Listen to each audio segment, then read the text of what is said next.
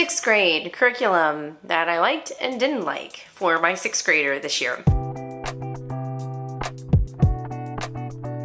My name is Leilani. I'm a former public and private school, and I'm going to talk about my son, my second son, who did sixth grade this year, and all the curriculum that I used, and if it worked for him, and if it didn't. I'm going to start with English Language Arts because that one seems to have the most books. So of course we have spelling. Didn't do spelling this year, but their spelling kind of dragged, and we're going to do spelling over the summer. Sorry, I don't have a spelling curriculum to show you, but I will say All About Spelling is really good, and that's what we're using this summer. We read a lot of literature.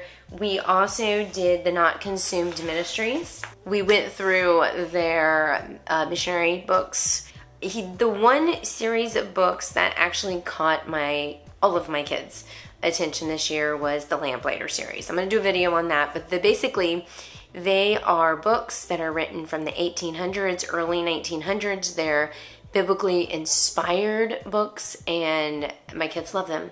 So we have actually a subscription, and we have like a ton of them, and my kids are reading them and sharing with them. And I mean, Charlotte Mason would approve of this literature. Let's just put it that way. So I'm going to make a video on that, but he's been reading a lot of those.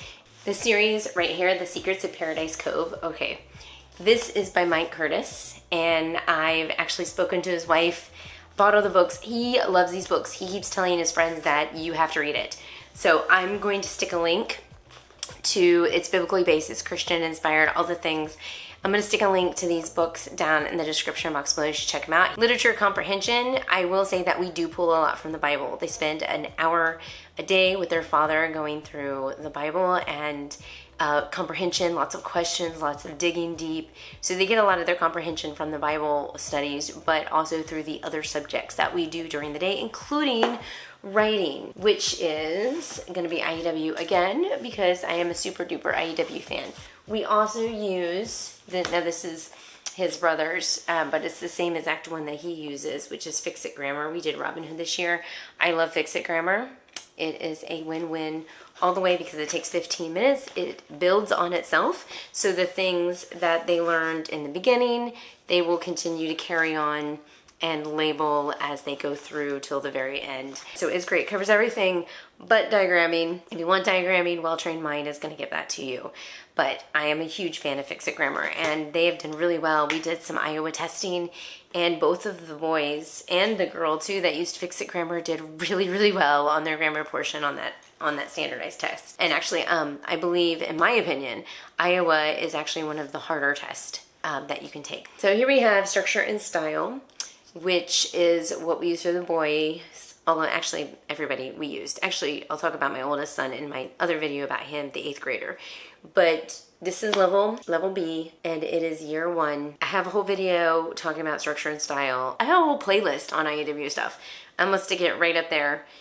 Just watch the playlist or go through the playlist and find the ones that interest you, the titles that interest you. So I'm not going to spend so much time on this right now, but I will say for him, this is so working. You have no idea. He is one of those boys that he can write anything down. I mean, he keeps it as simple as possible. So what we started doing when he did this and he had to write a paper, he just kept it really simple. And then I would have to go back and say, you need to add dress ups. And we have a book that we use with it. This is not IEW. This is actually Scholastic that we found. That's Spanish Boring Words. They actually spilled water on it today. I'll just be honest. But you can see they have different topics and different synonyms that you can use. And it's just lists, and it's very easy to find. Like there's a bunch of action verbs. It's amazing. So he uses this, and I always say, go back to the Spanish Boring Word books and replace this word and replace this word. I'm also, because I said I didn't do spelling. Spelling's a weakness, and we're going to go back to All About Spelling. But if he misspells a word, first of all, I'm always like, just ask Alexa to spell it for you. I have resorted to that. I mean, come on, use your resources right now. And he got lazy, didn't want to do it. So then I would circle the words that were misspelled and make him write them correctly 20 times. And then he decided he was going to start using Alexa. We get it, right? This is such a good curriculum for boys and girls too. But like those boys that just are not detailed and good at changing up their style, this is so good. You have to be on top of them.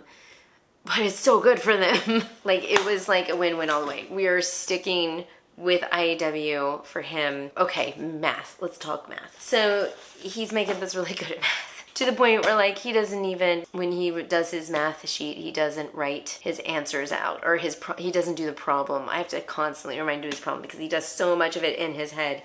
And even, like I said, when we did the Iowa testing, he did really good at mathematics. Anyway, we use BJU. It's BJU. It's traditional. It's kind of destroyed this book. The cover's off, and I think we're missing the last page of the book. It's traditional. It's what we all did in public school when we did math. A little dry. It works. And he likes it, and I don't know what else to say, but I'm not going to use BJU next year. I'll talk about it in the curriculum that I'm using for next year, because I will talk about it. So you have to subscribe, because it's actually really funny. Moving on. For Bible, he did use, of course, Bible study with Dad, but we also did Not Consume Ministries for his devotional. He doesn't like it, but, you know, you know what I'm going to do? I'm going to change things up next year, I think. My daughter loves this, and my other son does really well with this, but he's like, but I have an idea and I have a plan for him. I still love Not Consume Ministries, and I would still recommend it highly. It just didn't work for him, and once again, it just goes to show every child is different, and every piece of curriculum will work different for different children. It depends on personality, learning style, all the things. You just, as a parent, have to figure these things out. So, I love Not Consume Ministries. I would highly recommend it. Okay. Moving on next, his co-op. So he does do a homeschool co-op. All my kids do it on Tuesdays. He is taking a physical education class. He is taking a chess class because he's learning chess for critical thinking. He's really good at it. He's also taking an American literature class. And so he is getting some American but it's also history too. So it combines the American history with the literature. He loves this class. He loves the teacher. He's reading the books because we sit and read them for an hour a day. But also for history, which this is on our time, we have been walking through Truth Quest, Renaissance, and Reformation. Okay, so I have actually, with my 8th grader, we've gone through all of them. Ethan, who is my 6th grader, has only gone through the ancient history, ancient Egypt, ancient Rome, ancient Greece, Middle Ages, and now Renaissance and Reformation. And we honestly are done with this curriculum. A couple reasons why. First of all, the way this book is kind of put together is that they give you a lesson, and then they give you kind of a quick little, and it's all biblically based. It's beautiful how it's written. I love it. I love what she has to say. But then they also give you a list of books that you can get. There are a couple of spines that you can purchase, and you'll use it throughout the journey through the curriculum.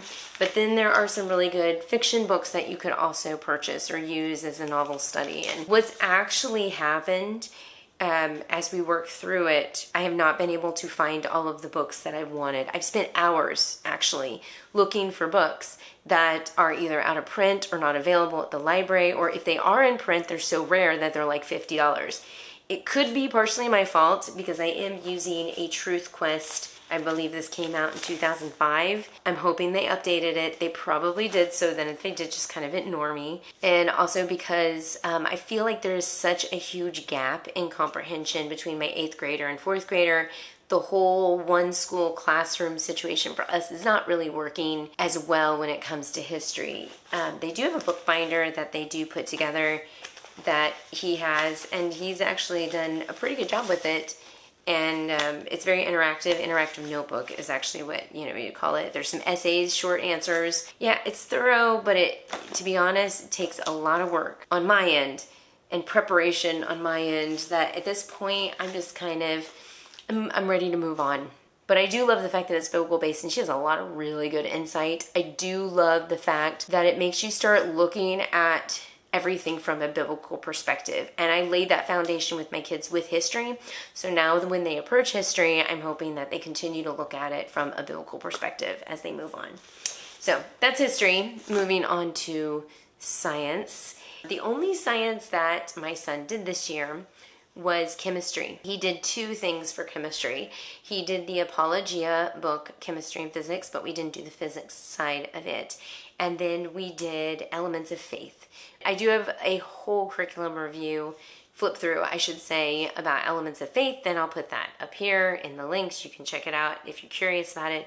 But it is very like book. You read the book, you answer the questions. And it goes through each and every element from a biblical perspective. They have a reflection at the end of each section that takes you back to scripture and just a biblical perspective. It's very biblical based, but not many experiments. That's why we used Apologia to kind of like complement it, because Apologia is like filled with experiments. Of course, this kid, my son, is really big into science, and he likes to take things apart and make things explode and put things together and play around with anything that he can get his hands on to see what will happen if he does this. So I do have a lot of things that are destroyed in my household as a result, but there are a lot of things that he has fixed in my household as a result. He preferred Apology, I will tell you that, over the Elements of Faith book. So anyway, make sure you subscribe to my channel so you can see what I'm going to do with him next year for 7th grade. And I'm really excited to share those things. So thank you guys for watching. Bye.